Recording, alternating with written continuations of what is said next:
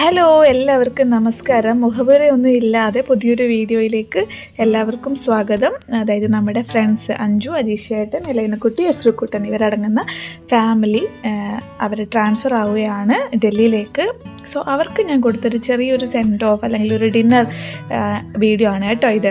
കാരണം രജ ഇല്ലാത്തത് കൊണ്ട് സാധാരണഗതിയിൽ എല്ലാവരും ചെയ്യുന്നത് നമ്മുടെ വീട്ടിൽ വിളിച്ചിട്ട് നമ്മൾ ഒരു കുറച്ച് ടൈം സ്പെൻഡ് ചെയ്ത് അങ്ങനെയാണ് സെൻഡ് ഓഫ് കൊടുക്കുക.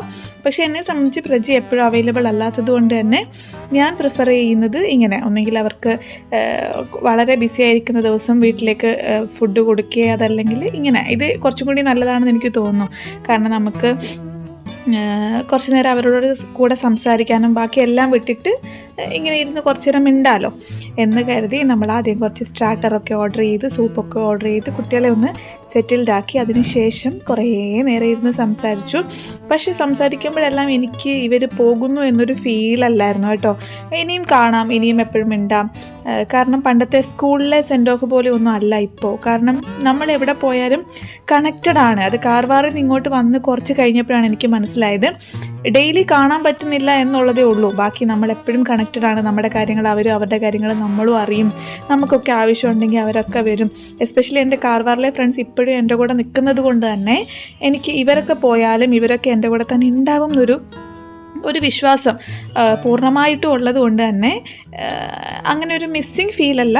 ശരിയാണ്, എനിക്ക് ഡെയിലി കാണാൻ പറ്റില്ലായിരിക്കും, പക്ഷേ എൻ്റെ കാര്യങ്ങൾ അവർക്ക് ഡെയിലി അറിയാം, അവരുടെ കാര്യങ്ങൾ എനിക്ക് ഡെയിലി അറിയാം. അതുകൊണ്ടൊക്കെ തന്നെ വിഷമത്തിനേക്കാട്ടിൽ ഉപരി ഹോപ്പ് ഫോർ ഗുഡ് എന്നുള്ള രീതിയിലാണ് ബാക്കിയുള്ള കാര്യങ്ങൾ ചെയ്യുന്നത്. കുട്ടികൾക്ക് പക്ഷേ ഒരു ബുദ്ധിമുട്ടായിരിക്കും, കാരണം അവർക്ക് കളിക്കാനൊന്നും പറ്റില്ലല്ലോ. അങ്ങനെ അപ്പം ഞങ്ങളുടെ ഡിന്നറൊക്കെ കഴിച്ചതിന് ശേഷം കുറച്ച് നേരം ഫ്ലാഗ് പോയിന്റിൽ പോയിരുന്നിട്ട് കുറേ വർത്തമാനങ്ങളും നമ്മുടെ കാര്യങ്ങളും ഭാവി കാര്യങ്ങളും ഇതുവരെ കഴിഞ്ഞ ഓർമ്മകളും എല്ലാം പങ്കുവെച്ചു. കുറേ നേരം ഇരുന്ന് സംസാരിച്ച് ഇങ്ങനെ ഫ്ലാഗിൻ്റെ തൊട്ട് താഴെയല്ലേ ഇരിക്കുന്നത്. അപ്പം നമുക്ക് മുകളിലേക്കുള്ള വ്യൂ ഇങ്ങനെയല്ലേ കിട്ടുക. അപ്പോൾ ആ കാറ്റത്ത് ഈ മെല്ലെ ഈ ഫ്ലാഗ് ഇങ്ങനെ പൊന്തി ഉയർന്ന് പാറി കളിക്കുമ്പം എന്തോ ആശയ പട്ടാളക്കാരൻ്റെ ഭാര്യ എനിക്ക് ഭയങ്കര സന്തോഷമാണ് കേട്ടോ വരിക. എന്തോ ഒരു പ്രൗഡ് ഫീലിംഗ് വരും ഈ ഒരു ഫ്ലാഗ് കാണുമ്പോൾ. എന്താണെന്ന് അറിയില്ല, എല്ലാ ഇന്ത്യക്കാർക്കും അങ്ങനെ തന്നെ ആയിരിക്കില്ലേ. നാഷണൽ അന്തം അല്ലെങ്കിൽ ഇങ്ങനത്തെ കാര്യങ്ങളൊക്കെ നമ്മുടെ മുമ്പിലൂടെ കാണുമ്പോൾ, നാഷണൽ അന്തം ചെല്ലുന്നത് കേൾക്കുമ്പോൾ നമുക്ക് എന്തായാലും ഒരു കോരിത്തെരിപ്പ് വരില്ലേ. എവിടെയായാലും ഒന്ന് അറ്റൻഷനായി പോവില്ലേ.